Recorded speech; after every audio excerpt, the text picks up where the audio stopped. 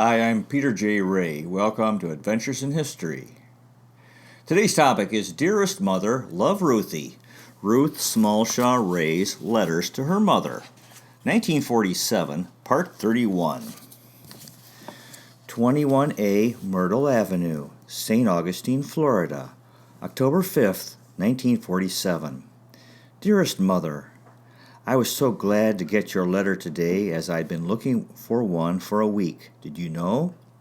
Is it ever funny, though, to be hearing about it being warm in Regina when we're having cool weather here?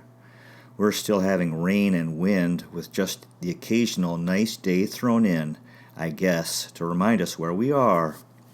I've been glad, though, as it's given me a chance to wear my jackets. Guess I'm just a northerner at heart.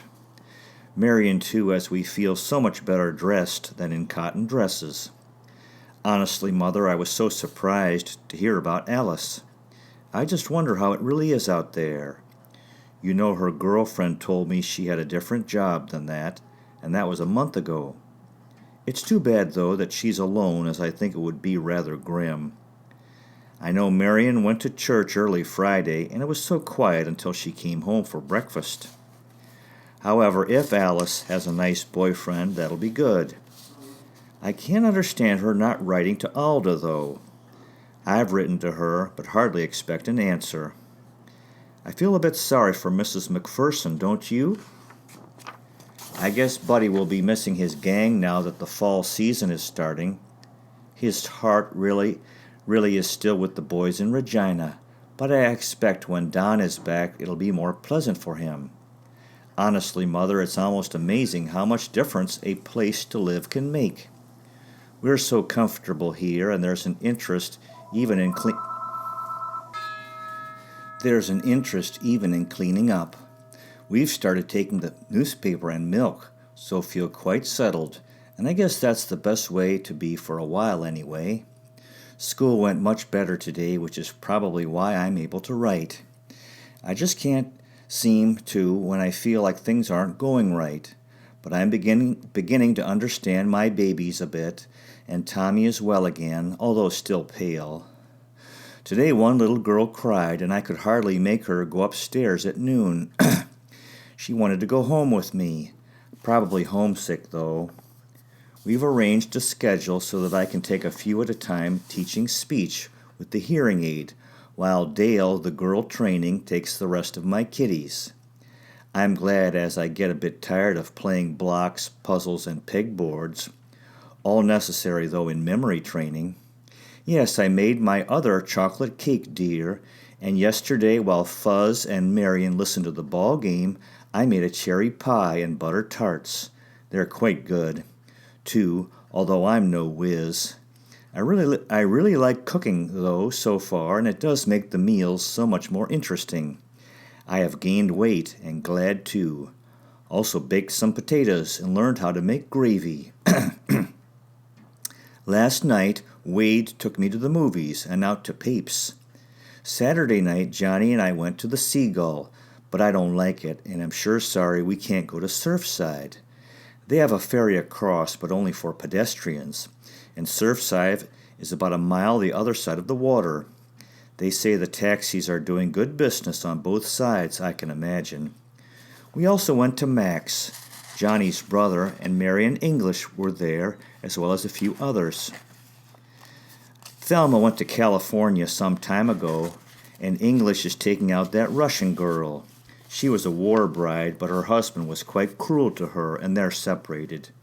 We saw him Saturday night alone, and he said, hello, hello, pal, to Johnny quite bitterly. What a place. Marion heard from Ian, and he's really been jumping around. Bought and sold a car, been tobacco planting, and now back mining. I bet his family are disgusted by now. I'm glad you saw Mrs. Crowther, but very sorry to hear about Davy being a diabetic. Poor fellow. I feel as if I could even be more help now since reading quite a lot of articles on beginning teaching. Went to church yesterday and didn't realize it would be Thanksgiving service back home. It doesn't sound as if Buddy is taking my advice on church. Honestly, it's rained so much you practically need a boat on the street, and the school campus is like a lake. They say it's freak weather, though. Next year I want to be where it snows, and you need a fur coat. Funny girl. Bye again, since the climax of tipping over the basket of beans, spilling a broken bag of flour, and spilling India ink on the bedspread, the days have been better. Write to me. Love, Ruthie. Florida School for the Deaf and the Blind, St. Augustine, Florida, October 16th, 1947. My dearest mother, I'm really sorry I haven't written sooner this week, dear, and I really enjoyed both yours and Bud's letters. He writes from New Brunswick, and I guess you'll have had him home for Thanksgiving, the lucky boy. Usually about then I'd have a bad cold and have to have you doctor me up. I guess you've heard about the freakish weather Florida and this section of the country has been having. We really haven't had anything bad, but continual rain gathering up to a storm. Then it'll clear and be beautiful, only to cloud up again. We've had such high tides that it's covered all the beaches and been right up in the streets in some places. On the way to and near school, it's sort of marshy land, and yesterday it was like the ocean. It's sort of exciting to see it coming up to the level of the bridges. Everyone seems to be fishing as it's great weather for it. We were half expecting another hurricane, but it went by a few miles out at sea. However, it turned in and hit Savannah, Georgia. They didn't have time to sound an alarm, so the police cars went on the beaches and sounded their sirens to warn the people to clear the beaches. Miami has been terribly hard hit, and they've evacuated a lot of people from Lake Okeechobee, near the Everglades district. There are swarms of insects, palmetto bugs, from the Everglades in Miami too. They're expecting an epidemic of some sort to follow all this. I guess we've been lucky. School's really going better. The kiddies are beginning to be personalities to me, and although still take a lot of work, they're worth it. And it's so thrilling to have them speak their first words through my efforts. I do like teaching speech, and this way I have an hour and a half just for teaching speech, while Dale takes my kiddies. Today one little girl said, "ball," and "top" so perfectly. It takes time, though. Tommy's well again. My last year's kiddies are always showing me their work, which thrills me too. I feel that I've made quite a lot of progress, which is so necessary to my happiness. I plan on taking 4-credit class from the university. Maybe someday they'll add up. I've kept up the cooking, dear, made a chocolate souffle and baked ham slices wrapped around bananas with a cheese sauce. It was good, too. Oh, and I finally made enough pancakes so that I was tired of them, forever I think. But at least I know how. I made some ginger cookies that weren't so good, too. I made a few other things I forget. We went into Jacksonville Saturday morning. Nice to see the big city again. Johnny took me out that night, and Wade's taking me to 3 shows this week. We ran into English and Johnny's other brother, Mac, which wasn't so good. On the way home from school, I heard, "Hi, sweetheart," and it was English. He walked home with me, and Marion made coffee. He told us all about his troubles, and he's begun divorce proceedings. A divorce takes 9 days here. Thelma can't get alimony because she left, and he's charging desertion, although she says she wants to come back. I'd really like to see her get something out of it, though. He suggested we all go out sometime, but Marion said just to be sure that he was well divorced first. She's had a bit of trouble. Dr. Settles told her that some woman phoned him and asked him to tell Marion to stop going out with her husband. Marion was hurt and furious. It's rather cruel to spoil her reputation at school like that. Of course, she hasn't been going out with anyone except Fuzz. Marion wanted Dr. Settles to tell her who it was so she could sue them for slander, but he wouldn't. Yesterday he said the woman had phoned that it was all right because her husband had promised to stay home nights and not go out anymore. It still leaves it looking bad for Marion. The special night she'd mentioned Marion was home and in bed by 9:30. What a world. Wade's coming in 15 minutes, so I'll say bye now and hope to get a letter soon. Love, Ruthie. P.S. Thought you'd like to see a picture of the building I teach in, and also our maid and cook Effie at Bloxham Cottage where I teach. Send them back sometime. Love, Ruthie. 21A Myrtle Avenue, St. Augustine, Florida, October 21st, 1947. Dearest Mother, a very happy birthday, Mother darling, and I wish Buddy and I could both be with you so you'd know how much we'll be thinking of you. I enjoyed your letter so much, especially when I hear Bud's been home, because I know that you'll be happy too. He really has the weekends, doesn't he? I've been very busy both at school and home, reports to get out, plan books, letters to write to parents. Then, too, I'm on boys' study hall, 7 o'clock to 8:30 every night this week. Teachers' meeting yesterday, art today, and tomorrow church as well as tonight. I'll have to take some time out. University class Thursday night. Also been trying to go to a couple of shows with Wade. Saturday, Johnny and I went out with English and a girl, his sister Mary, and a fellow and a few others. A really swell party, 3 cars. We went to Zanzi's and the Beach Hotel Dancing Pavilion. It's the nicest time since I've been down here. I had to laugh. Johnny introduced me to a fellow and said, Ruth was originally from Canada, but she's an adopted rebel now. I was glad to hear you've been busy, dear, and yes, we'll have to make reservations on the Haggler from Chicago about 2 weeks in advance. Swell to see you, dear, January or March, whichever you think will be the best. I'd rather be home for Christmas than Cuba, but guess it's impractical. Send my love to Bud, and I'll write again.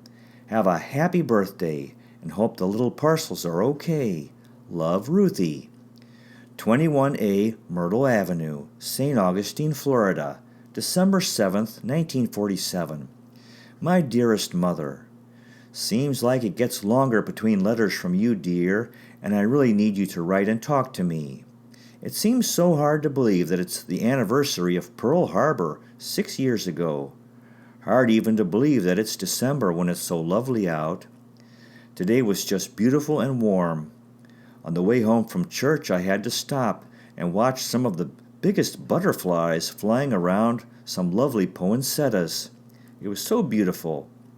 I taught Sunday school this morning and set up the manger scene with the little figures I got.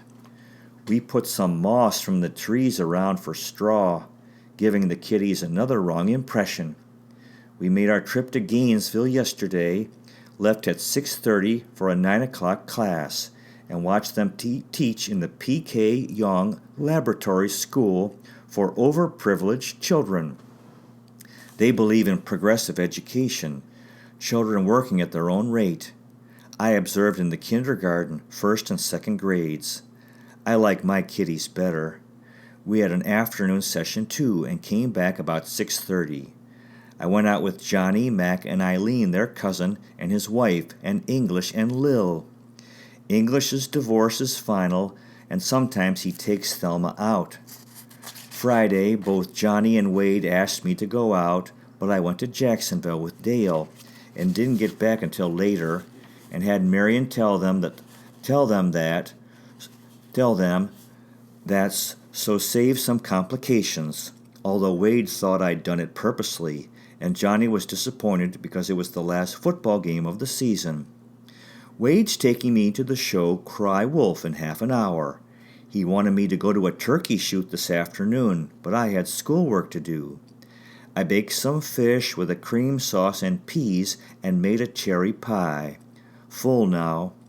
Only 8 more days of school, and I'm sort of glad. Need a holiday. Mother, why is it that I get so dissatisfied with myself? I suddenly realize, before I used to think I was a fairly good teacher, fairly good in art, enjoyed going out. Then when I went to Ypsilanti, Michigan, I realized that I wasn't so interested or good in teaching the deaf.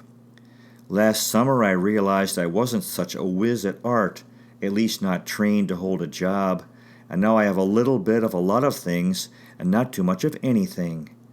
I wish I were going home for Christmas. I'm really getting homesick. Johnny and Wade are both nice boys and good to me, but they can't make me believe that I belong in Florida. Write and tell me how to think again, Mother. I love you, Ruthie. P.S. I didn't tell you about the lovely scenery coming from Gainesville. We drove with 4 other teachers, and I kept talking about the beautiful shades in the trees coming along, and the sun about 5:30 was just like a huge gold ball making reflections in the river, and the prettiest pinks and golds in the clouds in the sky. The trees made beautiful silhouettes against the sun, and it really was breathtaking. I kept exclaiming over it as it changed and the sky turned red. We discovered we'd gone 5 miles on the wrong road. Ruth and her lovely scenery made us miss the road. Oh well, 'twas pretty. Love you, Ruthie. 21A Myrtle Avenue, St. Augustine, Florida, December 14th, 1947. Mother dear, I was really a lucky girl yesterday to get nice fat letters from both you and Bud. I'm sorry that I hadn't mentioned that my ear is okay now. It's funny, but I kept right on going and it cleared up. Back home I'd be in bed for a month with a cold, trying to get over it. Marion bought some cold tablets that are supposed to immunize one against colds, and I don't seem to have one, although we've been having some rainy and cold weather the last few days. I've been wearing my green summer coat, and they've been kidding me about my heavy coat. I guess it is heavy compared to the ones girls usually wear. I got thrilled at art class Monday.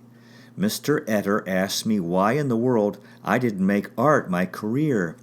He said I was one of the most talented persons in St. Augustine, and I should exhibit something in the art display, and if I didn't get busy and produce something, he'd command me to do something. Also that I was developing a definite style, and that it would be worthwhile if only I did 1 or 2 paintings a month. We played poker one night, Tuesday at Dunham's, came out even. 2 young Canadian nurses were also there, one from Brantford and one from Toronto. I also went to the Little Theater Thursday with 2 Margarets and Sarah. Margaret is the secretary from school. It's an amateur play and was quite funny. Wednesday, Wade and I went out with his boyfriend and a girl. We went out to the beach hotel dancing, and Friday night went to the movies to see the Joe Walcott boxing fight and another movie. Last night, Johnny and I went to Max, the Alhambra, and Zanzi's dancing with his sister Mary and Joe. Joe and Johnny and 2 others had been hunting, and all they'd got was 2 ducks Johnny shot. That's all the conversation you hear is ducks and dogs and guns, and some gossip about English and Thelma. Wade is taking me out tonight. I'm trying to persuade Marion into taking Fuzz into a poker game, but they're quite isolationists. I'm glad the parcel went back okay, but send the leather case anyway, only value it at less, okay? It'll be grim enough being so far away without even being remembered. I've discovered I can send under 8 ounces without declaring it. Can you? I'd like to go to Miami once and over to Cuba. It's about $50 either by boat or plane.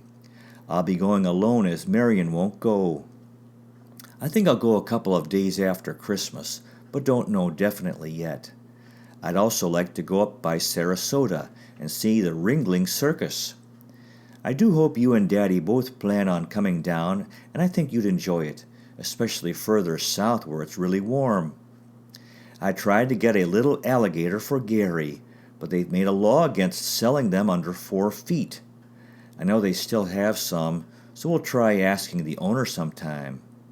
I went to church this morning and hope that for next Christmas Eve service I'll go with you.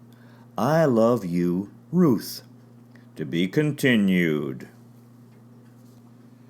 Well, that concludes today's presentation. Good luck to you with your efforts in family history if this interests you, finding, preserving, and sharing old letters, diaries, and photographs, and interviewing elderly relatives while they're alive. You might consider checking out our website, Adventures in History with Peter J. Ray at peterjray.com.